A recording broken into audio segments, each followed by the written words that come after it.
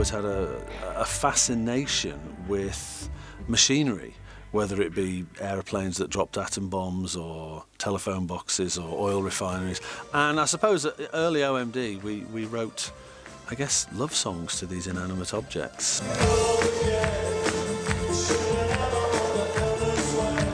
One of the songs that we did on our second album was a song about Stanlow Oil Refinery that included sounds that we'd recorded in the refinery. When the band reformed a few years ago, talking to Peter Saville, the artist, he reminded me that it had been our intention many years ago to do an art installation with film and music of Stanlow, which was a lovely idea, but I didn't want to repeat something we'd already done, so I started to hatch a plan for something new to film and record and write a song about that was a piece of industrial archaeology, if you like, or architecture rather.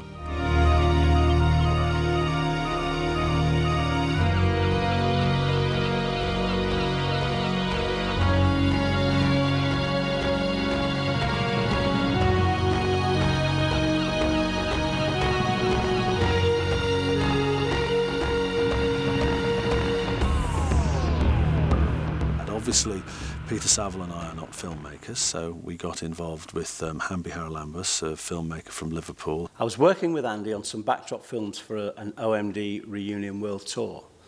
And I was based in the studio where Andy's based, and Andy came over one day and asked me about the possibility of working with him and Peter Saville on an art installation on power generating sites.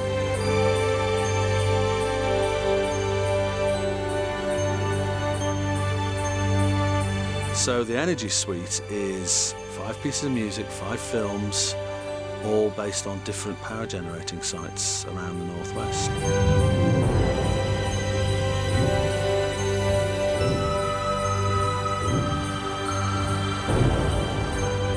Andy and Hamby, I think, almost went out to do some sort of, video reconnoitering at first. There was various sites across the northwest that they were interested in looking at, and they went to just, as far as I know, to look at them, and Hamby took a camera with him, and it was almost a kind of, almost like fact-finding reportage began to become, workable as film in itself. It was actually quite exciting going to the power stations because we didn't have a brief. We weren't working to a brief. We went to really explore them. And I was just able to film whatever I found. I didn't go with the preconception of, I want to film this or I want to find this. I just went and we explored with the camera, and we ended up with some amazing footage.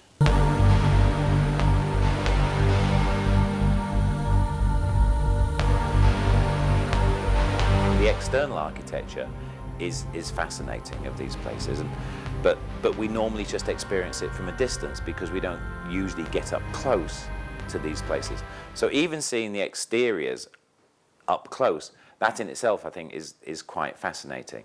And there's a kind of an architecture, a function. There's a great aesthetic to the buildings. The one at Heysham in particular is fascinating, but it's that shape because it has to be that shape. It's not that shape because somebody thought, oh, this will look good. That the external shape represents the internal form of the processes at work. The person who created the visual idea, Peter Saville, was unavailable to come to the filming, so just myself and Hamby went to the filming. But Peter, who wasn't involved in the sound, structured the parameter for me, the musician. He was adamant that the whole project had to be grounded firmly in reality. So he was the one who suggested that every piece of music should incorporate and be firmly begun with sounds that we captured when we were at the sites. Whatever those sounds may be, that should be the basis from which the whole thing grew. And initially I found that to be a bit of a restriction, to say the least, but when we went to film, we recorded whatever we heard: turbines, humming gas plants, birds, trains going by, whatever we got, we kept it. And I came back and started to construct a completely concrete sound bed track. And it became obvious to me very quickly that this was actually going to be a great place to start, because from that bed track I could then, knowing what I'd seen, having the films as something to refer to, and having the music, the ambient sounds, I could construct and invent music that reflected what I'd seen and what was already there in place.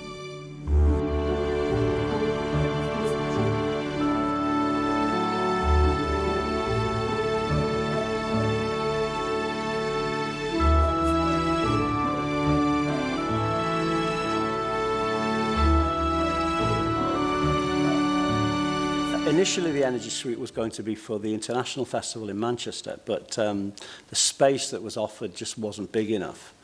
And we sort of waited a while, and then I think Andy had the idea, perhaps, or Peter even, suggested approaching FACT. When I moved from Australia to Liverpool to take up the directorship of FACT, one of the things that was sitting on my desk waiting for me was the proposal from Hamby, Orchestral Manoeuvres in the Dark, and Peter Saville, and this wonderful collaboration of a musician, designer, video maker, really fitted the bill in terms of what we want to do in collaborating across disciplines.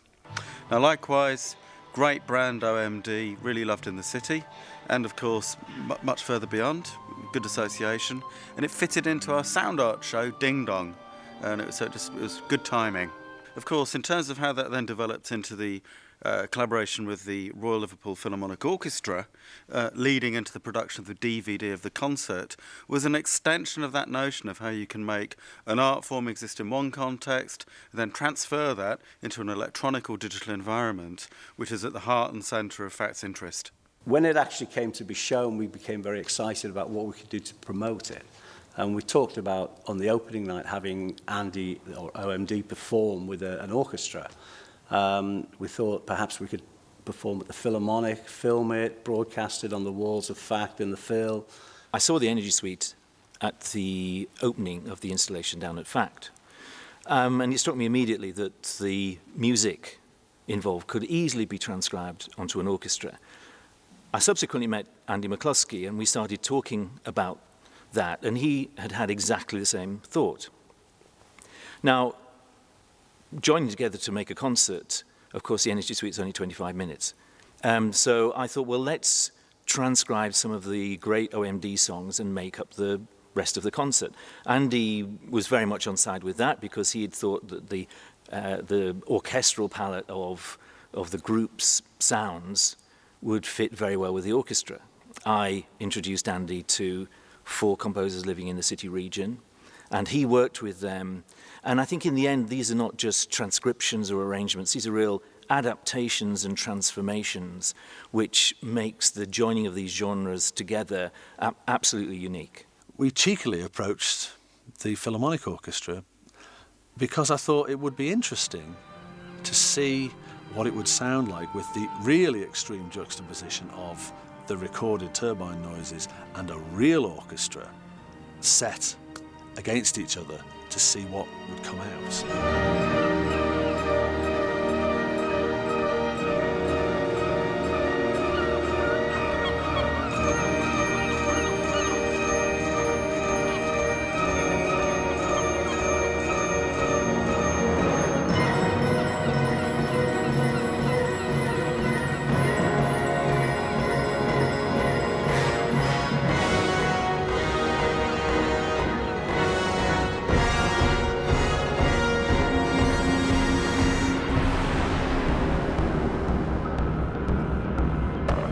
The Energy Suite is entirely a sort of artwork in a sense, a complete artwork. You have the visuals and you have the music that goes absolutely integral with the visuals, and it's very much a self-contained piece of art. You could imagine it being an installation in an art gallery, simply playing continuously. And to do it in a concert hall with people watching and sitting through it is quite a different experience. It's quite, I wouldn't say it's cerebral, but it's a much different, less immediate, less kind of hyper in a sense than the pop songs of the second half.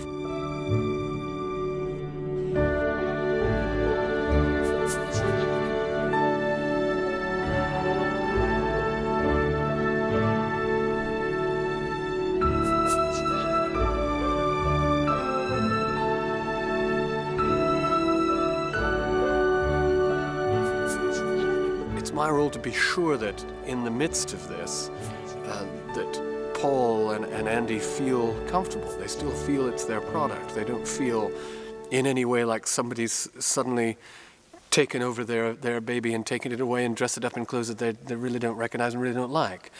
And so we had a lot of conversations about, is this what you're expecting to hear? Do you think that's a little bit too much? Should we, are you comfortable even with where you're standing?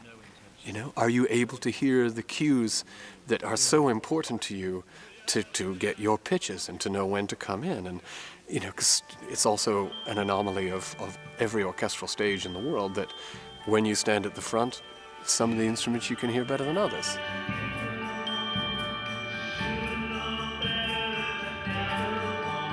Ian and Louis and Gary and everybody have done such a fantastic job, two Ians, orchestrating it all, that the orchestra loves it. There's so much for them to do.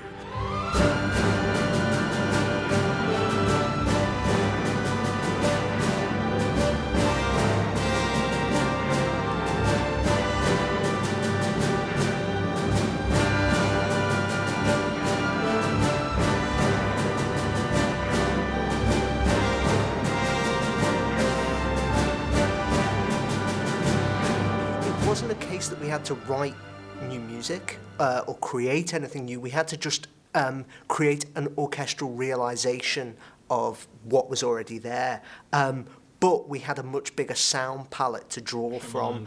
And then I suppose it's just tuning into kind of what Andy's hearing, because Andy has these fantastic ears as a musician and producer, and so he's got very clear ideas about the sounds he wants. So it's about interpreting those sounds and finding them in the orchestra and fattening them out, or making them really clear. There's a movement called point of ear, and there's this very, very long note in the bass that continues all the way through, which is a G. The bass players just play a G.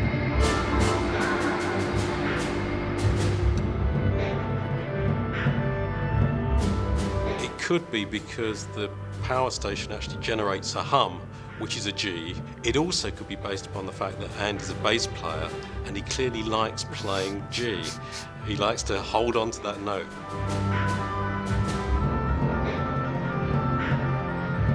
I think both with the Energy Suite and with the way that the arrangers have integrated the amazing sort of synthesized sound world of the originals has given the orchestra a lot to sink their teeth into, and of course they love that. They want to play.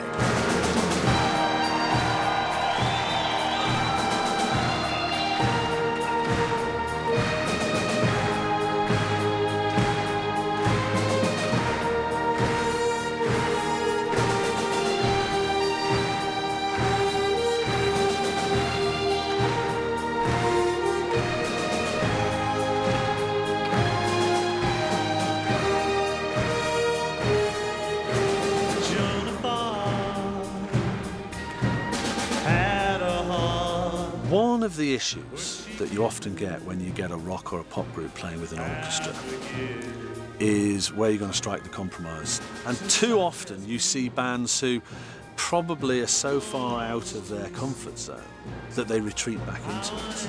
And faced with the possibilities of an orchestra, actually retreat from exploring them. And they go back to playing the drums and the guitars and the bass and everything. And effectively, you can remove the orchestra and the band is playing it like the record, like they normally do on stage. And then you go, well, why have you got a 75-piece orchestra? If you're just going to have a few string pads and the odd brass bit in it, it's like, you're underusing all of this facility. So we consciously, from the second we decided we were going to do this, when we were playing the OMD songs, not the Energy Suite, but the OMD songs, we said, well, if we've got an orchestra, we're going to use it. I don't believe in destiny, don't believe in love, don't believe that anything will ever be loved by man. You should see this on the way to Venus, walking on the Milky Way. There was quite a day. Hey, hey, hey. So we threw away everything.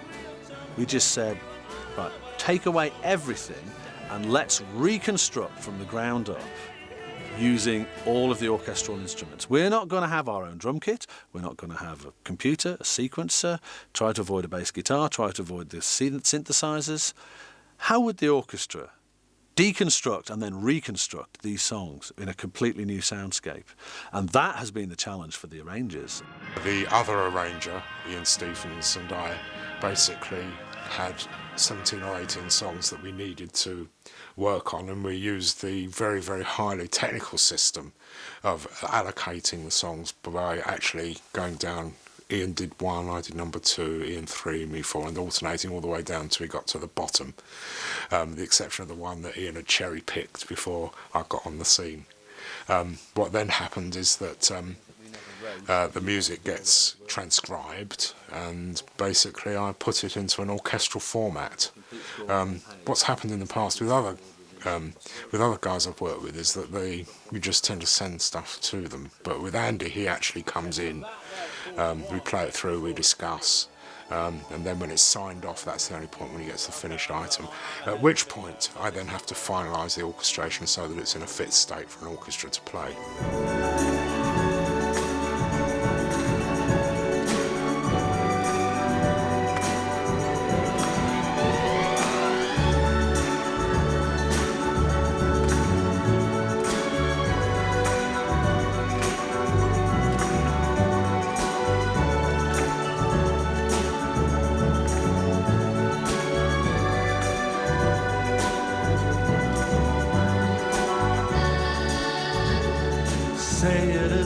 This task differs from a lot of similar jobs because of not being able to use a bass guitar and not being able to use a drum kit, which means that the whole thing has to be reimagined within the context of orchestral percussionists and the available bass line.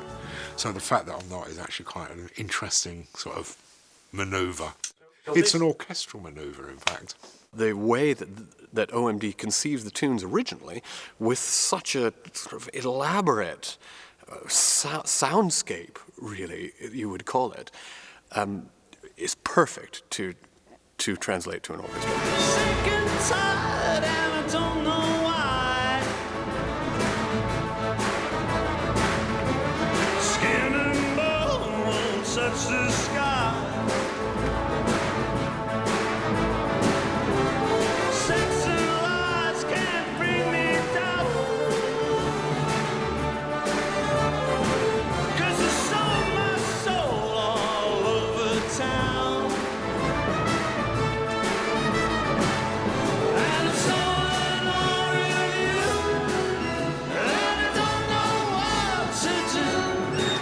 And I'm sailing on the seven seas so blue. It's a great honour to be allowed to perform our songs with an orchestra. It's not uncommon these days. It's not like we're breaking any particularly new ground in the grander scheme of things. But for us, it's, I'm not going to allow myself to get big-headed and think it somehow validates my songs as being, important in the great canon of classical music. But I'm chuffed.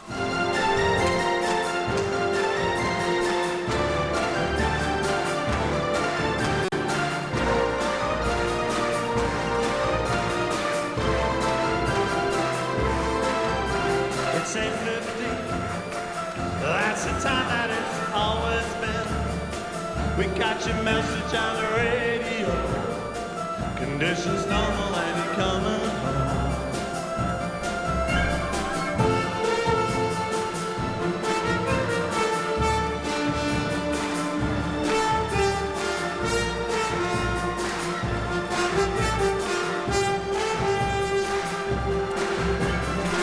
Sometimes you just do things that you want to do, and you do them because you want to do them, and not because it's commissioned, and not because anybody needs it, and not because anybody demands it, and you just do it because it feels valuable or it feels important to do. And sometimes you do that and absolutely nothing happens. And then sometimes you do that and it acquires, a new kind of life of its own, and Energy Suite definitely has done that. I suppose for me the beauty of Energy Suite is that in the same way that things in the very early days of OMD didn't fit a formula or a standard parameter for something in the music industry. Paul Humphreys and I were just doing what the hell we felt like doing, and nobody was more surprised than us when people decided to make records and then millions bought them. So to go back to essentially giving ourselves carte blanche was a wonderful opportunity. It was like being 18 again.